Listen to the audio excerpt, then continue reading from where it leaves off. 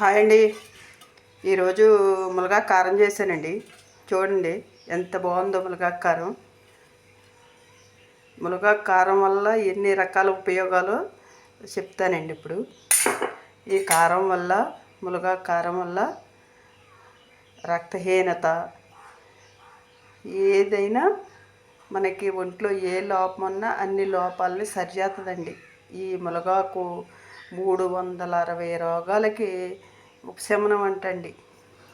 చూడండి కారం ఎంత బాగుందో. కారాన్ని చేయటానికి మునగాకు ముందు కోసానండి.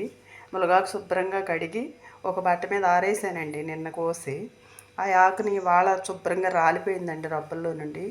ఆ ఆకుని ఏపానండి. అలాగే ఏపీ ఒక కిలో తీసుకున్నాను. అలాగే 4 ఎండుమిరగాయలు సరిపడా ఎండుమిరగాయలు తీసుకున్నానండి. అలా 2 స్పూన్లు ధనియాలు వేసాను, 1 స్పూను జీలకర్ర వేసాను, అలాగే 1 స్పూను నువ్వుపప్పు వేసానండి. అలాగే 2 ఎల్లుల్లిపాయలు వలిసాను. మొత్తం అన్నీ రోట్లో వేసి తొక్కానండి. పూర్వీకులు ఇదివరకే మిక్సీలు గట్ట ఉండేవి కాదు కదండి, అప్పుడు అలాగే చేసేవారు కదా. అలా తొక్కాను. తొక్కిన తర్వాత ఇదిగో మునగాకు వేసేసి మెత్తగా కారం పట్టానండి. ఇదిగోండి సీసా, ఈ సీసాలో స్టోర్ చేస్తానండి. సీసాలో పోసి ఉంచుతానండి. 6 నెలలు ఉన్న సంవత్సరం ఉన్నా అసలు ఏం కాదండి. ఫ్రిడ్జ్లో కూడా పెట్టక్కర్లేదండి, బయట ఉన్నా సరిపోద్దండి. ఇదిగోండి అంత బాగా యూజ్ అవుతుందండి. దీనివల్ల 360 రోగాలు ఉపశమనం అండి. షుగరు, బీపీ ఏదైనా సరే కంట్రోల్ అండి. రక్తం తక్కువగా ఉన్న రక్తం పడుతుందండి.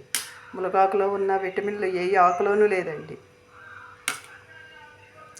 మీరు అందరూ ఇలా యూజ్ చేసుకుంటారని ఈ కారం వేడివేడి అన్నంలో వేసుకుని కొంచెం కొంచెం నెయ్యి వడ్డించుకున్నారంటే అసలు కూర కూడా అవసరం లేదండి, అంత స్మెల్ వస్తుందండి. కాకపోతే ఎల్లుల్లిపాయలు మాత్రం కొంచెం ఎక్కువ వేయాలండి. ఎల్లుల్లిపాయలు ఎక్కువ వేస్తే మాత్రం మంచి టేస్ట్గా ఉంటుందండి. అలాగే నా వీడియో నచ్చితే కనుక లైక్ చేయండి. ఎక్కడి దాకా వెళ్ళిందో తెలుసుకోవాలనుకుంటున్నానండి, కామెంట్ పెట్టండి.